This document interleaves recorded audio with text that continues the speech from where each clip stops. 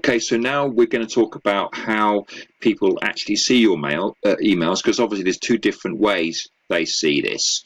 They see your sequence, which you set up to go out automatically when they opt in. So they receive those emails according to when they opt in. So 1 day, 2 days, 3 days, whatever it might be, however you set that up. And then the second one, the broadcasts or the newsletters from GetResponse, that's when you push the button. Now, you can schedule those, obviously, but you would tend to be, sometime during the day, or if you were on holiday, it might be over a week. But most of the time when I do broadcast, I send them immediately. So it's more of a kind of immediate thing. The difference being, of course, that with one, as people come on to your email list, they're going to be seen as one by one. So if you say had, let's say 7 people came on 1 week, one each day, then all those people are going to be a different point in the sequence, if you see what I mean. So the point is that the particular email itself is only being seen by a few people each day, whereas the broadcast is seen by perhaps your whole list in one go. So that gives an indication of how you might use these two different types of email. The other factor to bear in mind is that obviously you've got a bit of a conflict, because you might have people coming onto your list, and obviously if you send them a broadcast straight away, they're going to get your initial sequence and they're going to get your broadcasts. Now, it's quite hard, I've found, to kind of handle that. The best way of handling it, the easiest way, is to build your list in obviously if you're using paid traffic and solo ads and that kind of thing, it's quite easy to do it this way, and that is to have build one list 1 day 1 week, and then another list another week, and then obviously you just keep that particular list off the broadcast or something like that. There's automation inside Aweber and GetResponse, but they could be quite clunky and quite involved, and to be honest with you, I've not really gone into those a great deal. You'd have to go into some advanced training to get that kind of thing and see if you could do it that way. But it's worth bearing in mind that if you've got a whole lot of new people coming onto your list, you want to be a bit careful about sending them a broadcast. I mean, one way, for example, if you did a product launch, you'd get a whole load of people suddenly, like I got those 1,500 people coming onto my list for my product. So that was a new list I set up for that product. So the thing to do then is let them see your sequence, but don't send them broadcast straight away. So they're seeing the conversion campaign, and they're getting to know and like and trust you with your sequence. Then you start marketing to them with the broadcasts. Okay, so you just want to bear that in mind, that there can be a conflict when people first come on your list, and you've got to bear those people in mind, because they're the freshest leads. They're the ones you need to look after the most, in a sense. Okay, so the way that I handle this is I look at these in a kind of different way. It's just the way that I do it. So if you want a plan to follow, then this is a good way to do it. Okay, so what I do is I will have a sequence with the prime purpose of converting those people and switching them on to me, getting them to know, like and trust me. So that's going to be content rich with very little selling in it.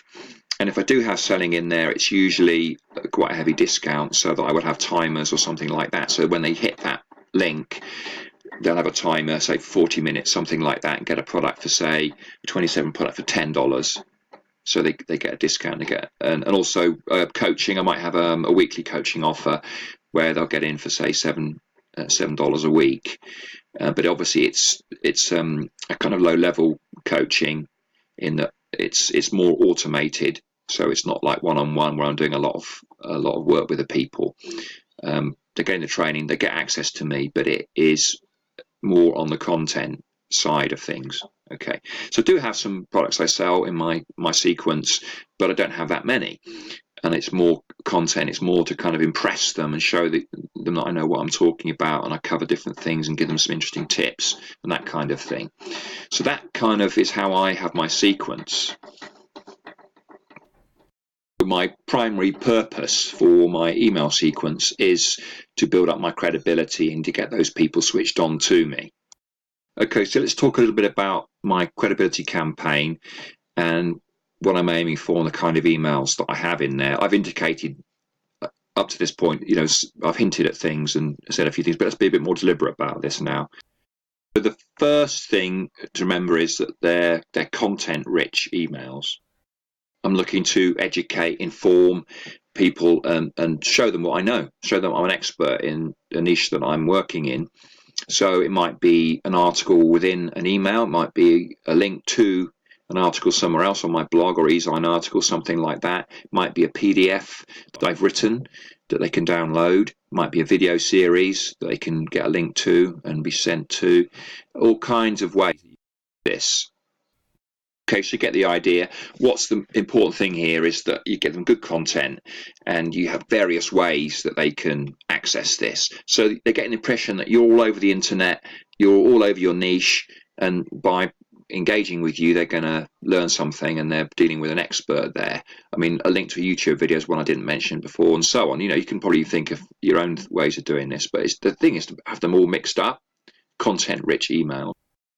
So then, as I mentioned, I have engagement emails, which you don't hear much about. These are to prompt a response. So you give an email where you're looking for a response, you ask people questions and you invite them to reply to you. You need to be quite deliberate and also give them some kind of promise that you'll reply within 24 hours if possible.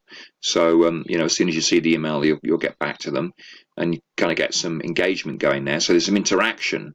And what you find is that people are really getting to know you as a person in that way. It's really, really good. So one way that you can really do well with your email list is that you create products according to what your people want and who they are and the kind of things they're having and the problems they have. You can really focus on one problem and provide one solution. If you do that, then you find you really raise your credibility. You kind of really drill down niche-wise, find a problem that you can solve and focus on that.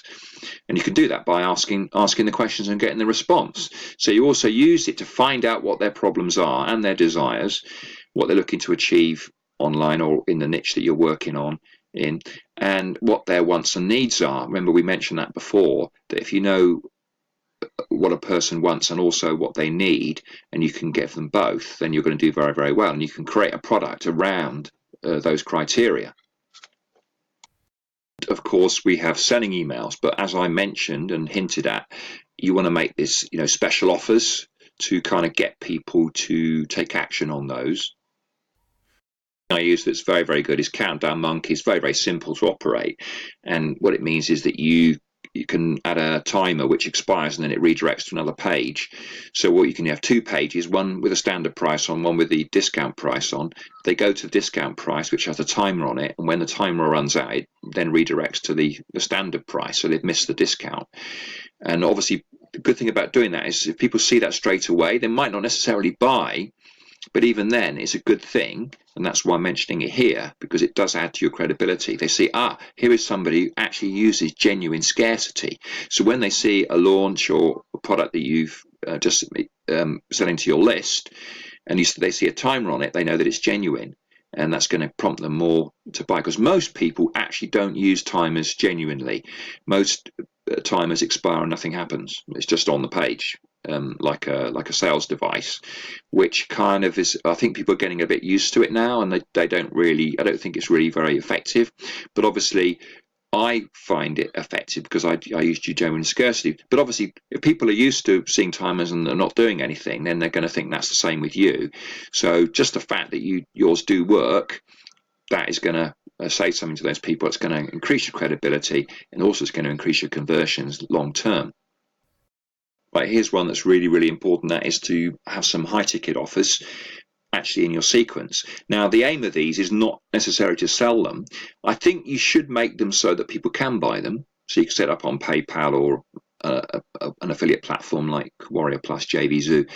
So you can have it actually working if people did buy it. But that's not the point. The point is that you are putting a really sky high offer that people see, which gives you credibility. They think, this person's selling, you know, $10,000 product.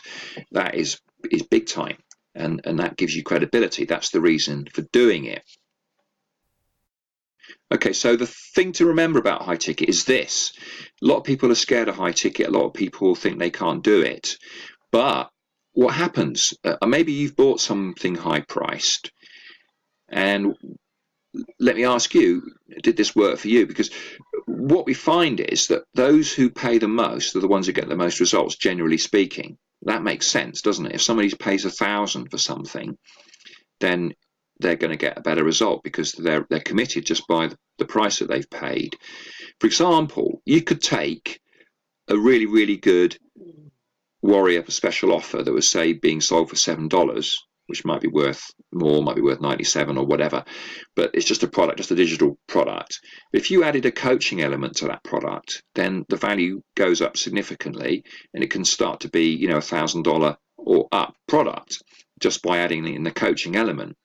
Okay, so that gives you an indication of what you can do here. So you want to go into your niche and find out, you know, let's put it the other way around. Okay, let's put it the other way around, because obviously you can focus on a problem, but what you can do is write a list of what you could offer for somebody. So if somebody was to come to you and say, Mr. Smith, I want to pick your brains on this niche. I want you to coach me. I want you to help me.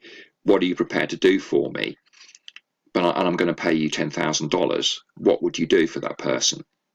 Okay, just if you write that down, then that can perform a high ticket offer, which you might never sell, but the fact you've got it up online is going to do wonders for your credibility. And that obviously is part of your credibility campaign, which people get in your email sequence when they first come onto your list. So this is what's building this trust that people will have in you. That's what I use that initial sequence for, is purely to build trust and maybe to make some sales as a secondary thing. So just going to have one last video in this section of the course, and that is how I organise my broadcasts, to show you the contrast between the two and how I use the broadcasts a little bit differently. Okay, so as I'm running out of time on this video, I thought I'd just put this in a final video for you. So please go there now.